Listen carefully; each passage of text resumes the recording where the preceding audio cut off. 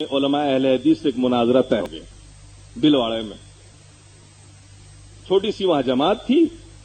ایک مولوی صاحب تھے, وہ ہر جگہ کہتے پیتے تھے کہ سورہ فاتحہ کے بغیر نماز نہیں ہوتی, سورہ فاتحہ کے بغیر نماز نہیں ہوتی. ہمارے مریدین نے ہم سے پوچھا, حضرت یہ کیا ماجرا؟ میں نے کہا بھائی سورہ فاتحہ کا پڑھنا حرام, جو پڑھے گا اس کے منہ میں آگ ڈال دی جائے گی کل قیامت میں. ہم لوگوں نے تو یہی پڑھا تھا, یہی سنا تھا. آخرکار مریدین نے مجبور کیا, مناظرہ اسی پہ طے ہو گیا. بھائی ہم لوگوں کا دعویٰ تھا کہ دیوبندی آؤ وہاں بھی آؤ, مناظرے میں تو اس کو 1 منٹ میں ہرا دیں گے. اس سے پہلے بھی 2 مناظرے کر لیا تھا. مناظرہ طے ہو گیا. 2 مولانا بلائے گئے بستی سے, قرات خلف امام پہ مناظرہ طے ہوا, شروع ہوا. میں نے انہی میں سے ایک مولانا کو کھڑا کیا, مولانا اٹھیے حضرت تلاوت کریے, اذا قرئ القرآن فاستمعوا له وانصتوا. تلاوت کی, میں نے کہا ترجمہ کریے. انہوں نے ترجمہ کیا کہ جب قرآن پڑھا جائے خاموشی سے سنو اور چپ رہو. میں نے کہا دیکھیے یہ اللہ کا حکم ہے, سارے جنتا کو بتایا میں نے, یہ اللہ کا حکم ہے. اللہ اگر صرف اتنا فرما دیتا کہ خاموش رہو تو بھی بات ہو جاتی, کیونکہ فاعل واحد سے ایک وقت میں ایک ہی فعل سرزد ہوتا ہے. یعنی آپ ایک وقت ہم کو جب دیکھتے ہیں تو سن نہیں رہے ہوتے ہیں, اور جب سنتے ہیں تو دیکھتے نہیں ہیں. دماغ ہے ایک, طاقتیں ہیں 5 علم کے, لیکن یہ ساری چیزیں ٹرانسمٹ کرتی ہے دماغ کو, پھر دماغ فیصلہ کرتا. تو یہ منطق کا قاعدہ کلیہ ہے کہ فاعل واحد سے ایک ہی فعل سرزد ہوگا. اللہ نے فرمایا چپ رہو. اگر اتنا بھی اللہ فرما دیتا تو بھی سورہ فاتحہ کی فرضیت نہ صرف یہ کہ ساقط ہوتی بلکہ منع ہو جاتا. لیکن یہاں اللہ نے یہ بھی فرمایا ہے کہ خاموش بھی رہو, چپ بھی رہو.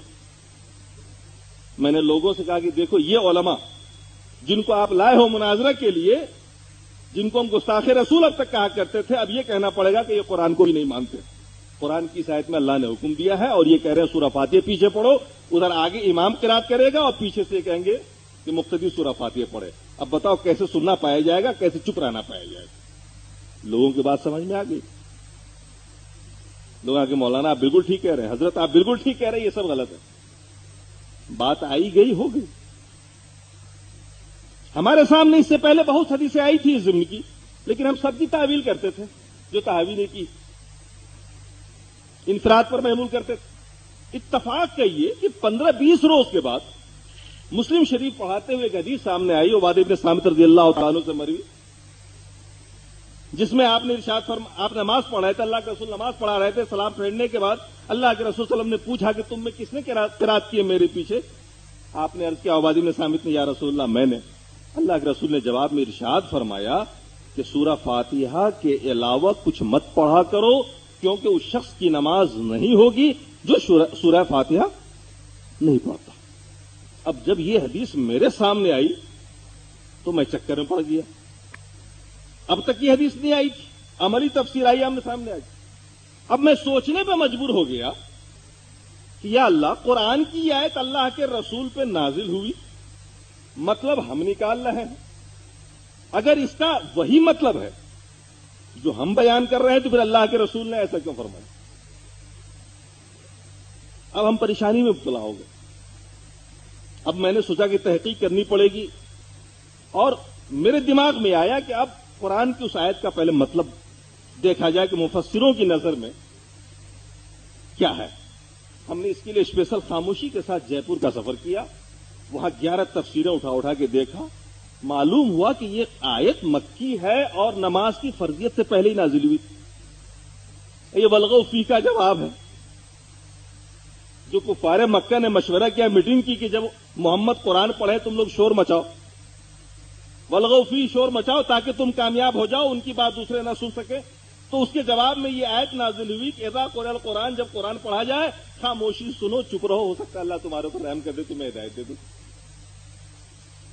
اب سمجھ میں آیا کہ اس آیت کو کہاں پہ فٹ کیا گیا, نازل تو کیا کہاں ہوئی, شان نزول کچھ اور ہے اور فٹ کہیں اور پہ کیا گیا. اب شرح صدر ہوا. میں نے سوچا کہ وہی اتنی بڑی بات میں تنہا سوچ رہا ہوں, چونکہ ہمارے علماء دیوبند اور علماء بریلی, عوام دیوبند عوام بریلی بھی دونوں بھائی بھائی اس معاملے میں, دونوں ہی مقلد ہیں, ہم دونوں ہی اندھے ہیں, دونوں ہی تقلید کر رہے ہیں کھل کے. تو مجھے اطمینان نہیں ہوا. میں نے کہا نہیں, تحقیق کرنی پڑے گی, میں جرات نہیں کر سکتا بولنے کی. چنانچہ جامعہ کے 2 بڑے عالم جو شیخ الحدیث تھے, ان کو بٹھا کے اکیلے میں نے اپنی یہ ساری پریشانی رکھی ان کے سامنے. گفتگو شروع ہوئی قرات خلف امام پہ. ان لوگوں نے بھرپور دفاع کیا ابو حنیفہ کی طرف سے. میں نے کہا مولانا یہ ساری وہ باتیں ہیں جو ہم ہدایہ میں پڑھاتے چلے آ رہے ہیں, یہ وہ تعویلیں ہیں جو ہم زندگی بھر کرتے چلے آ رہے ہیں. آپ کچھ ایسی بات لائیے جس سے ہمیں تسلی ہو, تشفی ہو جائے. لاسٹ میں مجبور ہو کر انہوں نے کہا کہ مولانا حق تو یہ ہے کہ اس مسئلے میں علماء اہل حدیث ہی حق پر ہیں. میں نے کہا اتنی بڑی بات آپ جانتے تھے اور چھپائے بیٹھے تھے اب تک. میں نے کہا حیرت ہے, کمال جرت ہے آپ کی. ارے لوگوں کی نمازیں نہیں ہو رہی ہیں اور آپ جانتے ہیں اور چپ بیٹھے ہیں. میری 15 دن میں کیا حالت ہو رہی وہ میں جان رہا ہوں. کہنے لگے کیا کیجئے گا, اب اس بات کو بولیے گا تو عوام میں بڑا اختلاف ہوگا. ہندوستان کے عوام میں ویسے ہی بہت بڑا اختلاف چلا آ رہا ہے, پہلے سے ٹکڑوں میں بٹے ہوئے ہیں. اگر اس مسئلے کو بازار میں لا دیا گیا تو پھر نیا اختلاف شروع ہو جائے گا. میں نے کہا ایسی بات ہے تو میں آپ کو ایک ایسا راستہ بتا دیتا ہوں کہ ایسا اتحاد ہوگا کہ ہندوستان نے کبھی ایسا اتحاد دیکھا نہیں ہوگا مسلمانوں میں. کہنے لگے کیا؟ میں نے کہا لکھیے ایک فتویٰ, میں بھی سائن کرتا ہوں اور آپ بھی سائن کریے. آج کے بعد مسلمانوں پر سے نماز کی فرضیت ساقط. میں نے کہا لکھیے فتویٰ, آج کے بعد ہندوستانی مسلمانوں پر نماز کی فرضیت ساقط. آپ بھی سائن کریے, میں بھی سائن کرتا ہوں.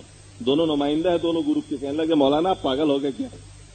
میں نے کہا میاں 90% مسلمان ہندوستان میں نماز نہیں پڑھتا, 10% لوگ پڑھتے ہیں بغیر سورہ فاتحہ کے, وہ بھی نہیں ہوتی ہے.